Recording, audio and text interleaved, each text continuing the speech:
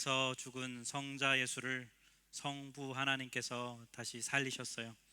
그리고 성부 하나님은 성령을 통해 우리에게 부활의 삶을 선물로 주셨습니다. 그래서 이 부활주일은 흔히 기쁨의 날이라고 해요. 왜냐하면 성경에 나온 모든 소식 중에서 가장 우리가 기뻐해야 될 소식이 바로 이 부활이거든요.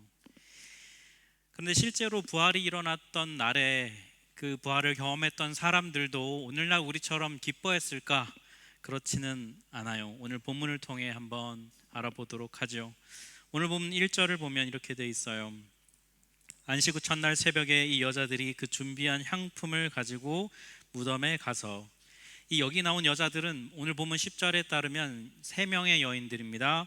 막달라 마리아, 그리고 야고보의 어머님 마리아, 그리고 요한나라고 하는 여인들이에요. 본문 앞 누가복음 23장 55절에 따르면 이 여인들은 갈릴리에서부터 예수님을 쫓아왔습니다. 그러니까 예수님께서 체포되신 이후에 재판 과정부터 십자가에 달려 죽으시는 모든 과정을 함께 지켜봤던 여인들이에요. 이 여인들이 안식 후 첫날 새벽에, 그러니까 오늘날로 하면 이 주일날 아침 일찍 새벽에 예수님의 시신이 안치된 무덤을 찾아갑니다. 이유가 뭐냐면 예수님의 시체에 향품을 바르기 위해서였어요. 시체에 향품을 바르는 이유가 뭐냐면 시체가 썩는 냄새를 방지하기 위해서입니다. 그래서 당시에 장례를 치르는 그 관습을 보면 죽은 사람의 시신에 향품을 먼저 바르고 그 다음에 무덤에 이렇게 안치를 했어요. 근데 예수님의 경우에는 그렇게 하지 못했습니다. 이유가 뭐냐면 예수님께서 겟세마네 동산에서 기도하다 체포되신 날이 요일이 목요일이에요. 목요일 저녁에 체포가 되셔서 그날 유대인들의 그 고위 관리인 산헤드린 공회 대제사장의 집으로 잡혀가시죠. 거기서 사형을 선고받습니다. 그리고 로마 법정인 로마 총독에게 금요일 날 새벽에 이렇게 넘겨지게 돼요. 그리고 금요일 날 이른 아침에 급속도로 재판이 진행이 돼서 예수님이 십자가형에 처해집니다.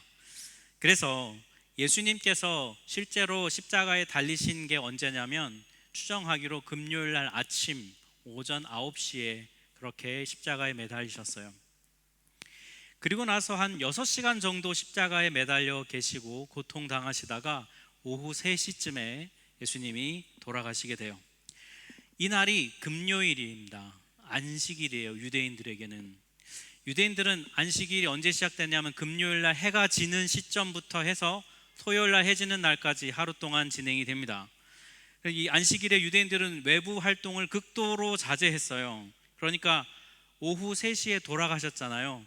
그리고 나서 원래는 십자가에 달려 죽은 사람은 그냥 그대로 내버려뒀습니다. 그래서 십자가에 달려 죽은 채로 시체가 썩어요. 그러면 새들이 와서 쪼아먹고 신체 일부분이 막 땅에 떨어지고 하는 그런 수모를 당하도록 일부러 내버려뒀어요. 그런데 아리마대 요셉이라고 하는 사람이 빌라도를 찾아가서 예수님의 시신을 요구합니다. 장례를 치러주기 위해서.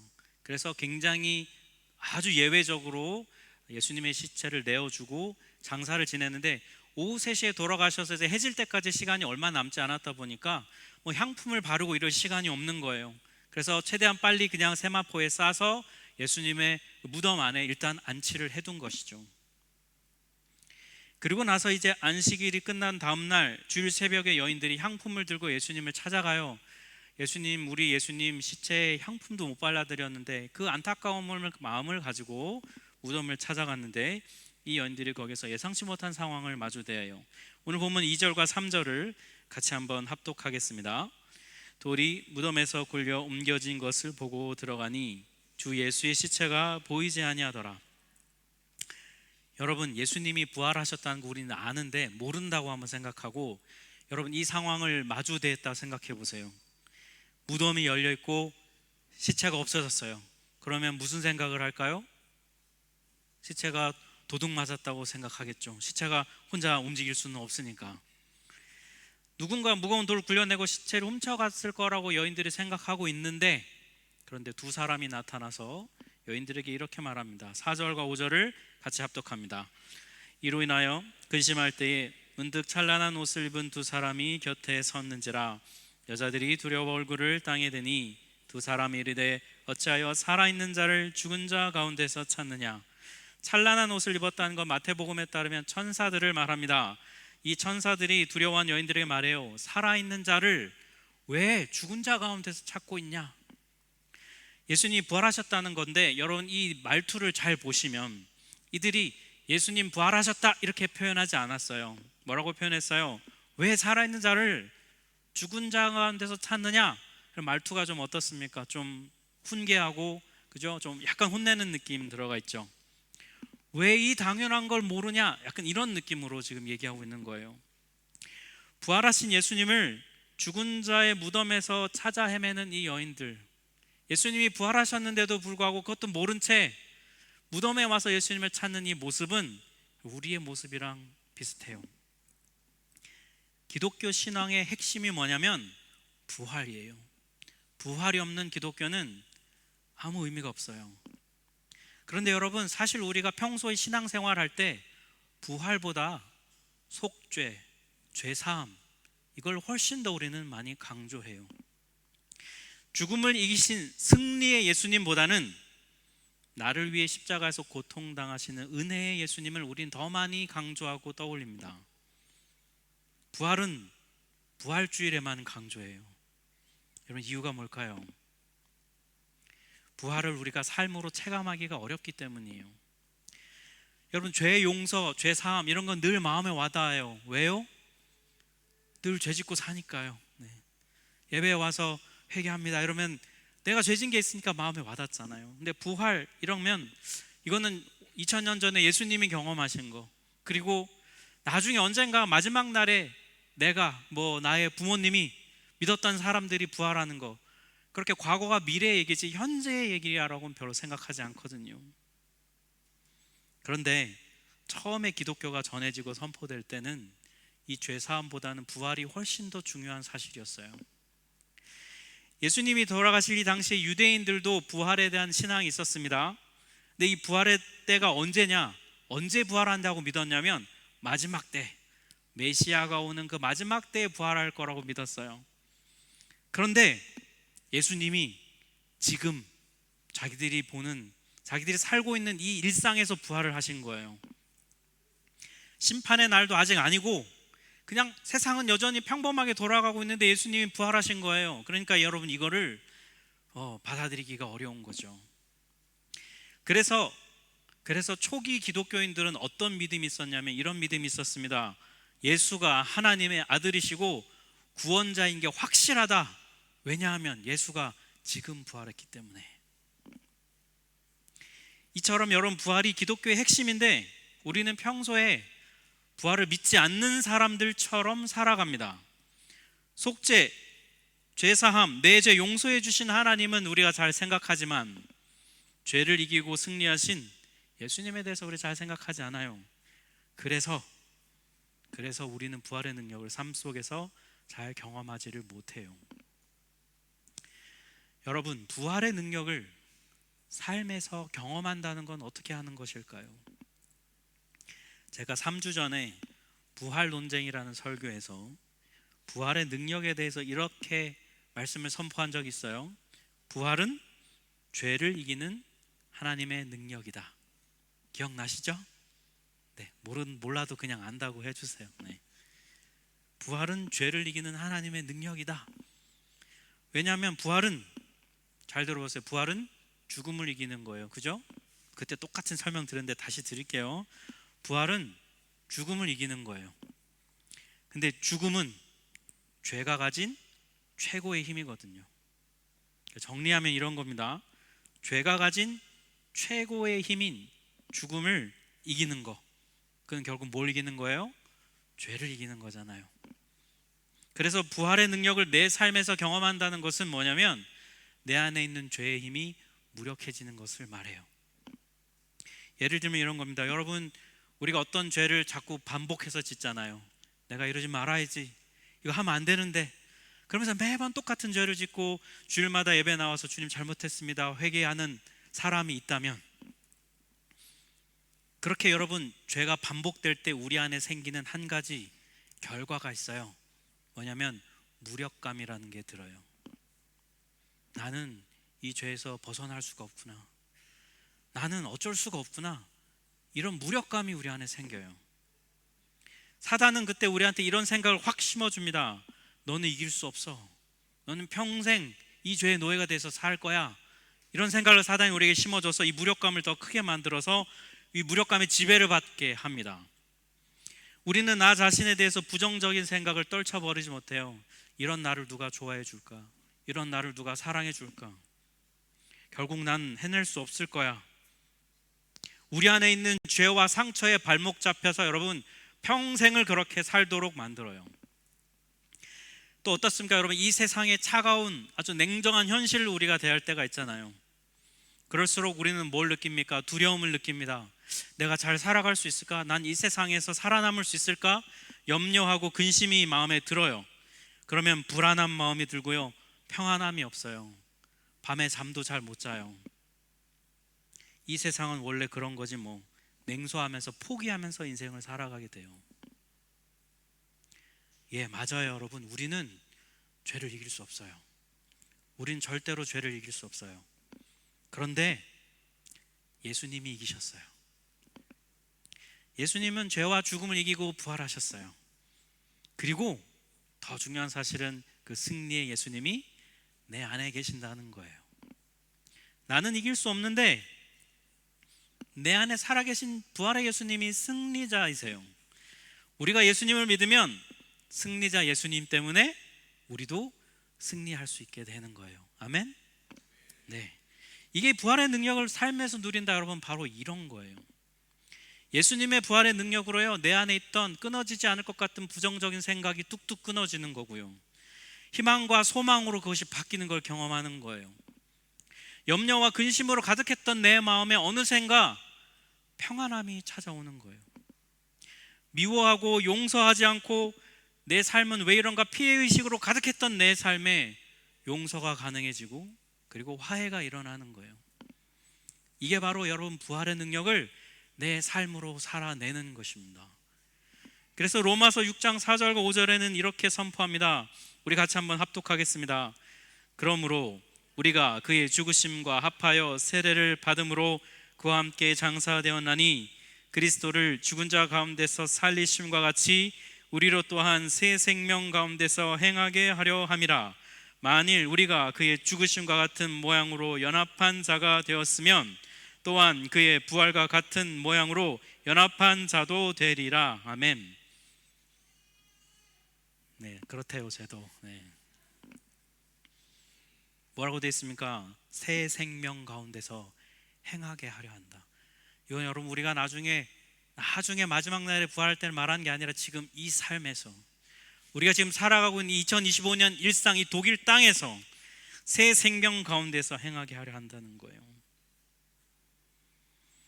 사랑하는 여러분, 우리 안에 계신 예수님이 승리자이세요. 그러니 여러분 부활의 능력을 오늘 누리세요. 그건 우리 겁니다. 여러분 이건 뺏겨서는 안 되는 거예요. 이건 우리의 특권입니다. 마땅히 누려야 할 부활의 능력이 우리 안에 있습니다. 이 부활의 능력을 맛보며 살아가는 여러분 되시길 축복합니다. 그렇다면 여러분 이 부활의 능력을 이 땅에서 우리가 실제로 살아내려면 우리는 뭘 해야 될까요? 오늘 본문에서 우리에게 두 가지를 하라고 얘기하는데, 첫 번째는 기억하는 것이고 두 번째는 알리는 거예요. 자, 첫 번째 우리는 부활을 기억해야 됩니다. 우리 6절 말씀을 같이 합독합니다. 여기 계시지 않고 살아나셨느니라. 갈릴리에 계실 때에 너에게 어떻게 말씀하셨는지를 기억하라. 예수님께서 제자들한테 이미 여러 차례 나 부활할 거야 라고 말씀하셨습니다. 그런데 제자들과 예수님을 따르던 여인들은 그 어느 누구도 부활을 믿지 않았어요. 설마 했는데 예수님이 진짜 십자가에서 죽으신 거예요. 예수님이 십자가에서 다른 사람들은 살렸잖아요. 일상 속에서 살렸잖아요. 근데 당신은 그냥 십자가에서 정말 죽은 거예요. 그러니까 여러분 얼마나 충격이 컸겠어요. 그러니까 이전에 들었던 말씀 아무것도 기억이 나지 않는 거예요. 이런 말씀을 들었나? 전혀 생각조차 나지 않는 것이죠. 그랬을 때 천사는 뭘 합니까? 말씀을 기억나게 하는 거예요. 오늘 7절과 8절 말씀 같이 합독합니다. 이르시기를 인자가 십자가에 못 박히고 제3일에 다시 살아나야 하리라 하셨느니라 한데 그들이 예수의 말씀을 기억하고 천사가 예수님의 말씀을 그대로 전달해 줬습니다. 그러자 그들이 예수님의 말씀이 기억이 난 거예요. 잊고 있었던 예수님의 말씀이 기억나면서 그 말씀이 그들 안에 다시 살아 역사하기 시작하는 것이죠. 여러분, 우리도 마찬가지입니다. 부활을 다시 기억하게 하는 말씀이 우리에게 필요해요. 오늘 부활절이라서 여러분 부활 계속 듣지만 여러분 조금만 지나면 다 까먹으실 거예요. 부활에 대해서. 우리가 부활을 자꾸 잊어버리며 사는 이유가 뭘까요? 이 세상의 현실 때문이에요. 앞서 말씀드린 대로 여러분, 우리는 부활이 지금 현실에서 일어난 일이라고 전혀 생각하지 않고 살아갑니다. 먼 미래에 나중에 언젠가 일어나겠지 이렇게 생각을 해요. 오히려 우리가 현실에 피부로 와닿는 건 뭡니까? 죄로 가득한 세상, 죄로 가득한 나, 저 사람, 우리의 일뿐이에요. 우리가 눈과 귀로 듣고 보는 모든 것들이 다 이런 것들이잖아요. 그러니까 계속 이런 삶을 사니까요, 우리 마음이 어떻겠습니까? 우리 마음은 현실 세상으로 가득할 수밖에 없는 것이죠. 그러다 보니까 본문에 나오는 연들처럼 부활에 대해서는 여러분 까맣게 잊고 사는 거예요. 우리가 특별히 문제가 있어서 그런 게 아니라 우린 그냥 다 그런 존재들이에요. 그럼 우리가 부활을 다시 기억하기 위해서 뭘 해야 합니까? 말씀에 귀를 기울여야 됩니다. 말씀을 다시 기억해야 돼요. 예수님이 하신 말씀이 내 귀에 들려져야 됩니다. 그러려면 여러분 의지로 그 자리에 나가야 돼요. 가만히 있으면 들리지 않아요. 가만히 있으면 부활의 능력을 현실에서 맛보며 살아갈 수 없습니다. 부활의 말씀을 다시 들을 때야 우리는 다시 그것이 기억이 나요. 말씀이 들려지는 자리로 나가야 돼요. 큐티 하셔야 되고 성경 읽으셔야 되고 예배 드리셔야 돼요. 여러분, 우린 또 이렇게 기도해야 됩니다. 성령님, 제가 또 부활의 능력을 잊고 살아가고 있네요. 죽은 사람들처럼, 여인들처럼 살아있는 자를 죽은 가운데서 찾는 것처럼 그렇게 살아가고 있네요. 주님, 저에게 부활을 다시 기억나게 하는 말씀을 들려주십시오. 우리 이렇게 기도해야 된다고요. 그러면 성령님께서 예수님의 음성을 들려주실 거예요. 부활의 말씀이 다시 들리면 그 말씀이 우리 안에 다시 살아 역사하시면 우리의 믿음이 다시 작동할 거예요. 부활의 능력을 살아낼 수 있게 될 거예요. 그런 여러분 되시길 축복합니다. 두 번째, 우리는 부활을 알려야 돼요. 예수님께서 부활의 예고 말씀을 다시 하셨던 그걸 다시 여인들이 기억해냈잖아요. 그리고 나서 바로 했던 행동이 뭐냐면 그 부활을 알리는 거였어요. 오늘 보면 9절과 10절입니다. 우리 같이 합독합니다. 무덤에서 돌아가 이 모든 것을 11 사도와 다른 모든 이에게 알리니 이 여자들은 막달라 마리아와 요한나와 야고보의 모친 마리아라. 또 그들과 함께한 다른 여자들도 이것을 사도들에게 알리니라. 예수님이 어쩌다 부활하신 게 아니에요. 예수님은 당신께서 말씀하신 대로 부활하셨습니다. 약속대로. 그러니까 말씀하신 대로, 이미 예고하신 대로 부활하셨어요. 그리고 여인들이 시체가 없어진 걸 보고 처음엔 당황했지만 말씀을 다시 기억하고 떠올렸더니 약속대로 부활하신 게 맞구나. 이걸 여러분 의심하지 않고 확신할 수 있게 된 거예요. 이 확신 때문에 여인들은 사람들에게 예수님의 부활 소식을 알릴 수 있었던 것이죠. 부활을요, 말씀을 통해서 삶으로 경험하잖아요. 부활의 능력을 삶에서 맛보잖아요. 그러면 자연스럽게 그 부활의 소식을 알리게 돼요. 여러분, 이건 교리나 이론이 아닙니다. 부활의 예수께서 내 삶의 주인이 되어 다스려 주시면 내 삶에 있었던 죄된 모습, 옛사람의 모습은 점점 사라지고 내 안에 새 사람답게, 내가 하나님의 자녀답게 살아가게 되는 나를 발견하는 거예요. 그러면 이 기쁨을 알리는 거예요. 여러분, 부활이라는 건요, 그냥 다시 살아나는 게 아니에요. 그냥 다시 살아나는 걸 가리켜 어려운 한국말로 소생이라고 그래요. 성경에 보면 소생한 사람들이 나와요. 엘리야도 아이를 살렸고 예수님도 많은 사람을 소생시켰습니다. 그런데 그들은 언젠가 다시 죽었어요. 근데 부활은 그런 게 아니에요. 부활은 새로운 존재가 되는 거예요. 부활은 새롭게 되는 것입니다. 새로운 몸을 입는 거예요. 이전에는 경험하지 못했던 은혜를 경험해요. 이전에는 깨닫지 못했던 진리를 깨닫게 됩니다. 이전에 상상조차 할 수 없었던, 내가 이런 걸 할 수 있을까라고 생각했던 것들을 하고 있는 나를 발견하게 됩니다. 이전과 달리 세상을, 나의 삶을 다른 눈으로 보게 돼요. 이런 부활의 삶을 경험하는데 여러분, 어떻게 말하지 않을 수 있겠어요? 여러분, 이 방학기간 휴가 다녀온 분들 계시죠? 멋진 경치를 보고 또 놀라운 것들을 보고 경험한 사람들, 돌아와서 사람들한테 말하지 않아도 얘기하잖아요. 야, 거기 진짜 멋있더라, 꼭 가봐라, 알리잖아요. 여러분, 평소에 전혀 맛보지도 못했던 그런 맛집을 경험하면, 발견하면 막 여러분 흥분해서 막 얘기하잖아요. 사람들에게 알려주잖아요. 그런데 왜 우리는 부활에 대해서는 그렇게 하지 않을까요? 그건 아마도 우리 삶에서 부활의 능력을 잘 경험하지 못해서가 아닐까요? 또 혹은 내가 이걸 전해도 사람들이 이걸 받아들이지 않을까봐 그래서 우리는 전하고 알리지 않지 않을까요? 부활의 기쁜 소식을 우리가 전하지만 그걸 듣는 사람들의 반응은 좀 달라요. 어떤 사람들은 믿지 않고 거부할 수 있습니다. 본문 11절을 보니까요, 사도들은 그들의 말, 그 여인들이 전한 부활 소식을 허탄한 듯이 들려 믿지 않았다고 합니다. 여러분, 다른 사람들도 아니고 예수님을 따르던, 심지어 예수님이 부활 예고의 소식을 들었던 사도들도 예수님의 부활 소식을 믿지 않았어요. 여러분, 이거는 오늘날로 말하면 이런 거예요. 막 최근에 예수님을 막 영접하고 믿은 새신자가 있어요. 근데 그분이 막 삶 속에서 예배를 드리며 예수님의 이 부활의 능력을 경험한 거예요. 그래서 막 너무 기뻐가지고 셀 모임에 가서 자신이 경험한 부활의 능력을 막 나눴어요.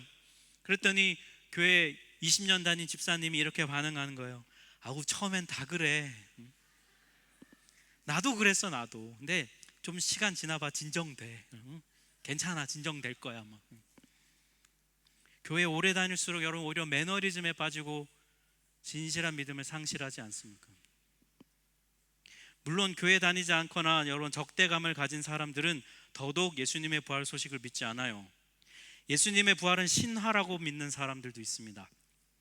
혹은 예수님의 이 부활을 제자와 그 추종자들이 시체를 훔쳐가 놓고 조작했다고 말하는 사람들도 있어요. 거짓말이라고요.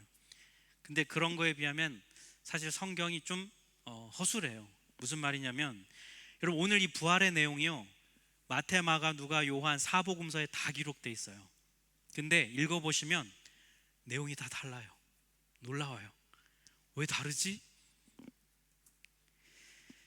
여러분, 이 다른 것 때문에 부활이 거짓이라고 말하는 사람들이 있는데 오히려 반대입니다. 여러분 생각해 보세요. 부활이 조작이라면 11 제자들이 다 생각과 입을 맞춰가지고 다 똑같이 기록해야 되지 않을까요? 그래야 사람들이 믿지 않을까요?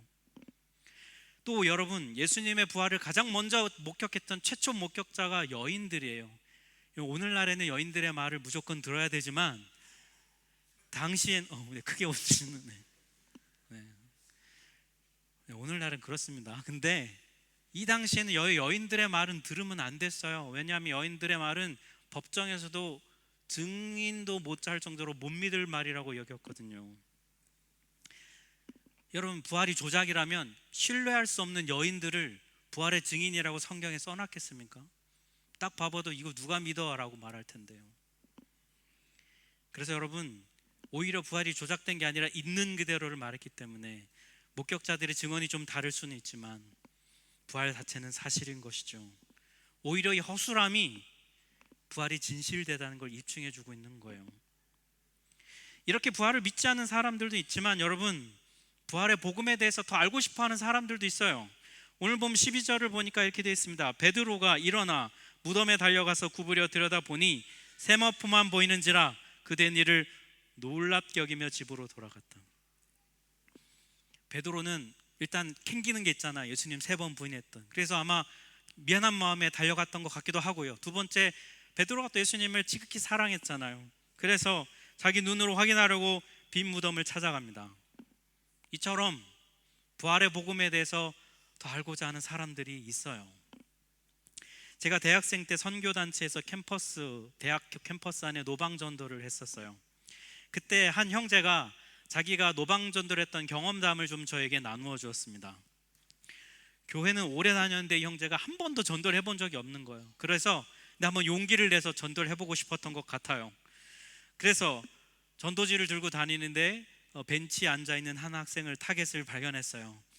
그래서 다가갔습니다. 그래서 용기를 내서 제가 좀 좋은 소식을 전하고 싶은데 말해도 되겠냐라고 물으면서 속으로는 제발 거절해라, 제발 거절해라 그러면서 막 말을 했대요. 근데 흔쾌히 앉아서 얘기하시라고 했다는 거예요.